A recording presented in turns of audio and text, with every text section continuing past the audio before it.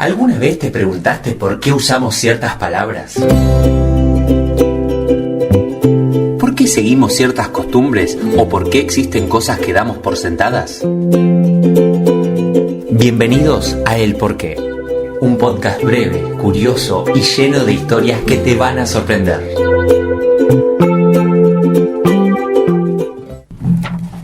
Muy buenos días, buenas tardes, buenas noches, cuando nos estés escuchando, bienvenidos a El Porqué. Estamos acá, como siempre, con todo el team, con Ese, con Mateo, con Mila, con Tito y yo, Kiara. Un gusto. Si no nos escuchaste nunca, te contamos que este podcast se trata del porqué de las cosas. Chicos, saluden, ¿cómo andan? ¿Cómo están? Cuenten. Muy buen día. Ahí va. Arrancando el día. Bien. Bueno, hoy traemos una edición especial, ¿no? De este nuevo capítulo. Vamos a estar hablando un poco de todo lo que son mitos, leyendas urbanas, cosas que decimos, ¿pero por qué? Por ejemplo, ¿por qué el monstruo del lago Ness? ¿Cómo se inventó? ¿Por qué? ¿Por qué el lobizón? ¿Por qué es el séptimo hijo? Vamos a tener cosas así muy interesantes, así que esperemos que les guste este capítulo, que lo preparamos con mucho amor para ustedes. Bueno, ¿qué les parece si empezamos con Jack el Destripador, no? Por partes, vamos. Vamos por partes. Como Jack, partes. como diría, ¿no? Exactamente, vamos por partes. ¿Quién es Jack? ¿Quién es Jack el Destripador? ¿Por qué se llama Jack? ¿Y por qué es destripador? Nos vamos a remontar al siglo XIX, al año 1888, en los barrios bajos de Londres, Inglaterra. Por esa época se empezaron a ver avistamientos de unas cuantas mujeres que fueron asesinadas de una manera curiosa. ¿Curiosa? Curiosa. Ok. Porque estas mujeres tenían la similitud de que eran todas prostitutas. Ok. Y no solo eso, sino que presentaban unos cortes, digamos, muy particulares. Eran hechos a la medida quirúrgica, según la policía. Estos cortes se llegaron a pensar que fueron hechos por un bisturí debido a el conocimiento y la precisión anatómica que tenían. Sin embargo, los estudios forenses determinaron que era hecho por un cuchillo de más de 15 centímetros de largo. Hablando con conocidos testigos de las víctimas, se llegaron a avistar a ciertas personas que acompañaron a las víctimas momentos antes de su muerte. La descripción del sospechoso decía que era un hombre de unos 40 o 28 años, entre 40 y 28 años, vestido de negro, de, digamos, índole caballerosa, digamos. Estaba con traje, pantalón, camisa, zapatos y un sombrerito al estilo de Sherlock Holmes. O sea, muy raro para ser un asesino y aparte qué perversidad de que sean todas mujeres prostitutas o no. Exactamente, no se desconoce justamente ¿El por qué? El por qué Ok. se interesaba únicamente por mujeres que se dedicaban a la prostitución. Sin embargo, en todas y cada una de ellas no les tomaba más de media hora realizar los asesinatos con tales cortes y desmembramientos e incluso justamente la destripación de estas víctimas. Han encontrado los cuerpos con los órganos faltantes, ya que incluso habían sido sustraídos, robados de los cuerpos, órganos distribuidos por todo el cadáver de las víctimas e incluso huesos rotos. Ok, fuerte. Yo leí un libro de fantasía sobre Jack el Destripador que contaba como una teoría de que, o sea, era una persona que había fallecido, tipo, le pone la esposa. Entonces lo que hacía era matar a las prostitutas y sacarles partes de órganos y compuso el cuerpo de vuelta como para darle vida. Son historias que componen mucho la leyenda de este personaje. Sin embargo, ¿por qué se le atribuyó el nombre de Jack el Destripador? Mucho tiempo después la policía empezó a pedir ayuda con la investigación del señor Jack. Así que civiles empezaron a mandar cartas en las que se les titulaba como Jack el Destripador, en donde decían, mandaban pistas o alguna invención de ellos de lo que podría haber sido que pasó. En una de ellas se cree que fue escrita por el mismísimo Jack el Destripador, pero no estaba titulada por su nombre, sino que decía Desde el infierno. En esa carta el autor mandó en conjunto una caja con la mitad de un riñón adentro. Mirá. La no, carta qué decía, impresión. les mando este riñón, la mitad de este riñón, porque la otra mitad me la comí hace rato. Ay, no, qué feo. Encima caníbal, o sea, era... Encima caníbal. ¿Eso es teoría o está confirmado? No, lo que pasó está confirmado. Lo que no está confirmado es si fue realmente Jack el Estripador quien mandó la carta. Ya Ahí que va. Capaz era una broma. Capaz Pero era- qué broma de mal gusto mandar un riñón, ¿no? Tipo, ¿por qué? Además, ¿cómo conseguís medio riñón? Como Medio, aparte. Medio. justamente la policía estipula que era muy fácil para un estudiante de medicina conseguir un riñón y hacer una broma pesada. Ahí va, claro. Bueno, está bien. Son teorías. Teorías y teorías. Bueno, y del salto del terror vamos a ir a lo que tiene que ver con las creencias de la gente, los santos. Contanos un poco esto de cómo el Gauchito Gil pasó a ser un santo y por qué la gente cree mucho en él y por qué le rezan y por qué todas esas cosas. Existe una imagen religiosa muy popular acerca de él, ¿sí? Que cada 8 de enero es venerado por miles y miles de seguidores, ¿sí? Hablo del Gauchito Gil, Ahí va. ¿sí? Quien fue en vida la figura de, y atento el nombre, Antonio Plutarco Cruz Mamerto Gil Núñez. Cortito el nombre. Un poquito Sí. cortito, peculiar el nombre, alias, bueno, el Gauchito Gil. Poco se sabe de su historia, pero se conoce que nació en Mercedes, correntino era, Sí. a mediados del siglo XIX, y que se lo describe y se dice que era un hombre humilde, trabajador del campo, de buen corazón, muy creyente y que fue ejecutado en el mismo punto el 8 de enero de 1878, ¿sí? Justamente el día que lo celebran.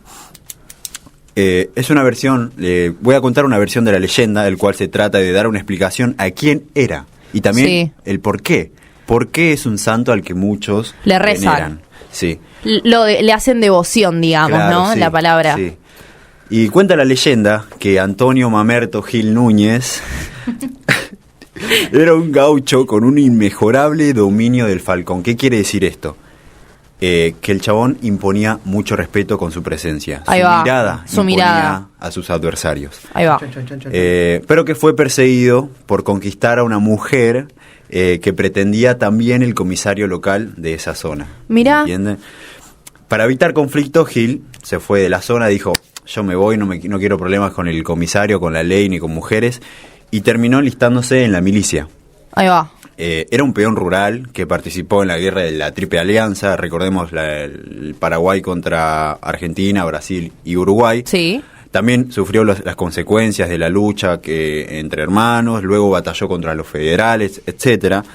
Y según la tradición, una noche, quiero que presten atención, se le apareció en sus sueños la Virgen de Itatí. Ah, mira. Es una virgen que se parece mucho a la Virgen María. Y le advirtió, no quieres derramar sangre de tus hermanos. Así, Ok. tal cual. Desde ese momento, el gauchito abandonó el ejército. Al otro día se levantó y abandonó la milicia, y su deserción lo condujo a su sentencia de muerte. Ok. ¿Por qué? Porque al volver fue perseguido por desertor y bandido, pero lejos de ser un criminal, Mamerto se dedicó a ayudar a los pobres, robaba a los ricos. Como Robin Hood. Era una especie de Robin Hood criollo. Argentino, ahí va. Claro, tal cual. Y- Disney se copió. Plagio. Ah. Exactamente. Toma nota, Disney. Le robaba a los ricos y compartía con los más necesitados. Eso lo convirtió justamente en un Robin Hood criollo, como dijimos, y fue muy querido por la gente Ok. humilde. Sí, obvio. Al Lo bancamos. Claro, olvídate. Al final lo capturaron, ¿sí? Y fue colgado de los pies en un árbol de espino. Pero antes de su ejecución, Mamerto le dijo a su ejecutor, ojo con esta frase, no me mates. Tu hijo está muy enfermo. Cuando llegues a tu casa, invoca mi nombre y reza por él. Y solo así se sanará. El sargento agarró y lo ejecutó igual. Agarró, O sea, no le Eso importó, se lo- le dijo, lo que bueno, me dio, los pum, vimos, listo, ya chao. está. Y lo degolló. Pero al volver el sargento a su casa, encontró a su hijo agonizando. muriendo. De dolor, ahí va. Sí. El sargento, desesperado, ¿sí? No sabiendo qué hacer, recordó lo que le había dicho el gauchito Gil y le rezó con fe. no le quedó otra que rezar con fe, y el chico al otro día, milagrosamente, se curó. Ok, bueno, wow. Pero pará, aguárdame. Ok. Sí, A ver, hay más pero info. ya termino. Entonces, la gente desde ahí la gente empezó a venerarlo como un santo pagano. Su tumba de Mercedes en Corrientes se convirtió en un lugar de peregrinación, sobre todo cada 8 de enero, fecha de su muerte, y seguramente cada uno que viajó en la ruta pasó y vio un santuario. Sí, en las rutas es muy normal ver velas rojas, cintas rojas, todo haciendo... En rojas, troncos de cintas. Talar, allá en Tigre, hay un santuario enorme, o sea, es mitad de una cuadra del Gauchito Gil y va toda la gente de Troncos a venerarlo, a estar con él. Claro, Muy bien. viste Fui que al santuario de Corrientes. Fui Sí. porque mi ¿fuiste? abuelo había hecho una promesa a la Virgen de Itatí, justamente, y hicimos el recorrido, pasamos por el santuario y recorrimos todo, y está lleno de gente, todo el tiempo los autos pasan, bajan, dejan velas, prenden velas y se van de vuelta. Y eso, como decía ella, en todos lados hay. Por ejemplo, en la esquina de mi casa también hay una imagen también del Gauchito. Bueno, Gil. si ustedes se preguntaban por qué, si pasean por la ruta argentina y ven estos santuarios ahí, en la nada, es por eso. Hay devoción a varios santos y a varios personajes de este estilo, ¿no? Sí. Bueno, y sigamos un poco con todo lo que es esto argentino. Ahí está, hay una teoría, ¿no? Por ahí, del séptimo hijo. Tito, contanos por qué. Sí, hablando justamente del campo y de sus leyendas, tenemos la leyenda del lobizón, que es una leyenda que no solamente es argentina, sino también la tienen en el Paraguay, en el norte justamente del país, coincidimos con Paraguay, y tienen la misma leyenda. Esta leyenda no viene solamente, tiene dos teorías. Una teoría es que supuestamente ya los indígenas ya creían en esto de el lobizón, esta persona que se transformaba en un lobo, el séptimo hijo, y eso venía de unos espíritus que eran castigados por una maldición, tenían un hijo, y ese hijo se iba a convertir en un lobo cuando apareciera la luna llena, ¿no? Una persona que podía atacar a la gente, que podía agarrar y se comía a las gallinas, los animales de carroña, y que podía aparecer en cualquier momento. Respecto al origen, el otro origen que dicen que es de europeo, se supone que viene justamente de las colonias, cuando nos colonizaron. Ahí se cree justamente que aparece el nombre del lobizón, que también tiene que ver con 7 hijos varones, el séptimo hijo varón, que también recorre los cementerios, trata de aplicar diferentes personas. Pero bueno, ¿por qué se cree en él? Porque durante mucho tiempo no encontraban maneras de explicar lo desconocido. ¿Por qué morían los animales? ¿Por qué había enfermedades misteriosas? Básicamente sombras? lo culpaban, digamos. Justamente culpaban al lobizón y le servía como para poder hacer que la gente creyera en algo, y también para mantenerlos controlados, porque decían, no salgas a la noche que va a estar el lobizón. Claro, o sea, básicamente el porqué del lobizón es porque buscaban darle miedo a las personas. Pero bueno, pasa un poco lo mismo con el lago Ness, ¿o no, Mila? Contanos un poco. Brevemente, contanos. Brevemente. Bueno, hace mucho tiempo el lago Ness es reconocido, obviamente, hace un montón, 37 kilómetros de longitud, 56 kilómetros de superficie, es enorme, es un lago larguísimo y muy profundo. Entonces, y encima aguas oscurísimas. ¿Qué pasa? En el siglo, digamos, IV, San Columba, que era un monje irlandés, había presenciado una situación en donde él salvó a un hombre de un monstruo acuático que estaba en ese lago. Todo esto, obviamente, la gente, los conspiranoicos, los que creen que existe el monstruo del lago Ness, o Nessie, vamos a decirle Nessie, se lo agarraron de una manera que dijeron, esta es nuestra historia. Es nuestra historia. Completamente. Después, en 1933, una publicación en el diario en donde habían visto de vuelta un enorme animal acuático y creían claramente que era Nessie. Y después, en el 34, Edward Mountain financia una búsqueda para encontrar este monstruo, que incluyó 5 observaciones en 5 semanas, que tomaron un montón de fotos, pero ninguna fue concluyente como para decir, esto es qué? real. Existe Nessie, está. Hicieron un montón de excavaciones, hicieron escáneres, y lo único que pudieron encontrar fue como una masa de cierta cantidad de espacio que tenía la longitud de su cuello, la longitud de sus brazos, pero realmente nunca pudieron encontrarlo hasta el día de hoy. Bueno, y si quieren saber más del porqué de estas cosas, quédense en el próximo episodio que vamos a seguir contándoles teorías, ¿o no? Claro que sí. Bueno, nos vemos. Esto fue El Porqué. Si te gustó, compartilo, seguinos y descubrí un nuevo episodio cada semana. Porque siempre hay un porqué.